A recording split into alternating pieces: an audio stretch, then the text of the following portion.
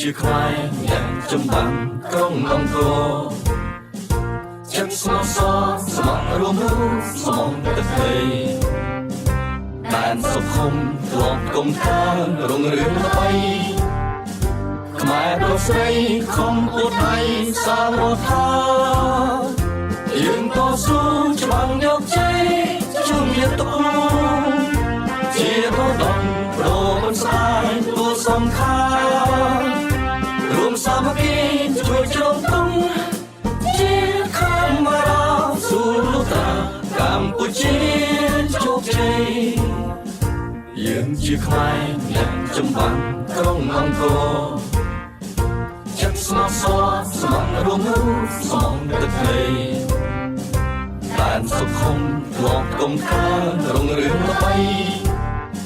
ខ្មែរប្រុសស្រីខំអួតដៃសាងរដ្ឋាយើងតស៊ូច្បាំងយកជ័យជុំយកទុកជាបដងប្រមិនស្ដាយទួសំខាន់